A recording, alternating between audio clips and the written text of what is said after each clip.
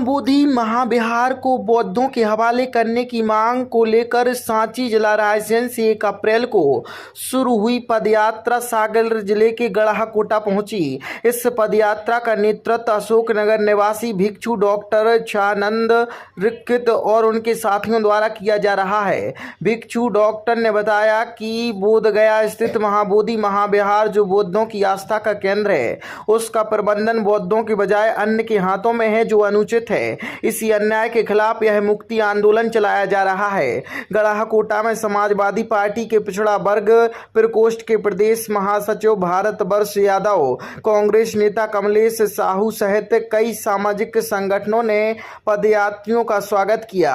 भिक्षुओं ने पंचशील, समता, स्वतंत्रता, न्याय और भाईचारे का संदेश दिया। देखिए, हमारी ये पदयात्रा निकली है सांची से हम लोग 1 अप्रैल 2025 को निकले थे और 11 मई 2025 को हम लोग बोधगया पहुँचेंगे, जहाँ पर सम्मेलन है, महाबौद्ध जयंती है वहाँ, और वहाँ बौद्ध जयंती को बड़े पैमाने पर मनाया जा रहा है।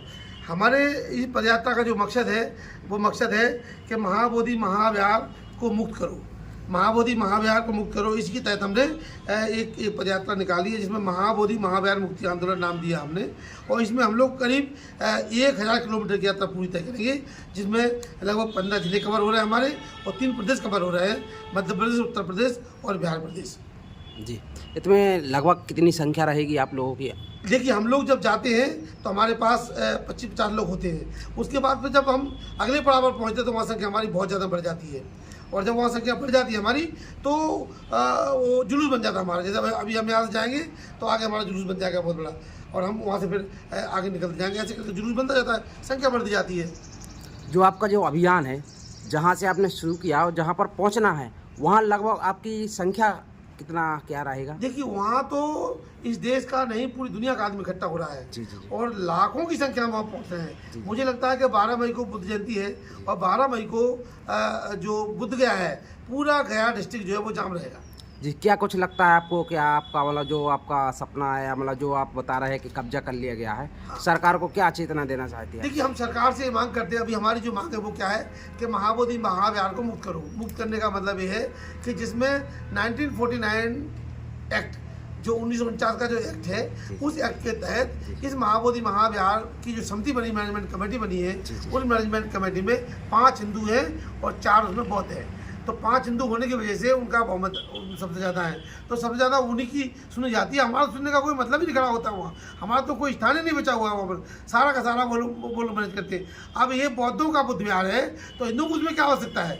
और दूसरी बात, आज़ादी के बाद जो कानून बना है, तो आज़ादी के पहले का जो कानून, उसका क्या मतलब है? वो तो उस समय ख़त्म हो जाता है जब आज़ादी के बाद का जो नया कानून बना हुआ है भारतीय संविधान के तहत, तो उसके तहत जो है हमको मैनेजमेंट चाहिए, यानी कि बौद्धों की पूरी भागीदारी उसमें होनी चाहिए और बौद्धों को पूरा स्थान मिलना चाहिए। अगर इस पर आपको जो आपका मांग है, या यदि पूरी नहीं होती है, तो इसके बाद आपका क्या नहीं, हम लोग तो सतत प्रयास जारी रहेगा। हमारा आंदोलन 12 मई के बाद भी जारी रहेगा। 12 मई के बाद भी हम लोग इस आंदोलन को आगे बढ़ाते रहेंगे। ये रुकने वाला आंदोलन नहीं है। जब तक मुक्त नहीं हो जाएगा तब तक हम लोग इस आंदोलन को समाप्त नहीं करेंगे। जी, आम जनता को आप क्या मैसेज देना चाहते हैं? आम जनता से हमारी यही अपील है कि पूरे देश के लोग जो है, जितने लोग हैं जो अपने आप को समझते हैं कि बुद्ध विरासत है, ये भगवान बुद्ध की धरती है, जहाँ सिद्धार्थ गौतम को सम्यक संबोधि प्राप्त हुई थी, ये पवित्र और दुनिया का पूजनीय स्थल है।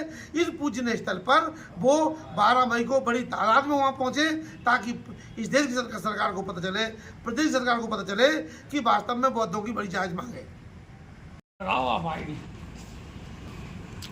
जी गुरुजी, अपना रूट कहाँ से कहाँ तक?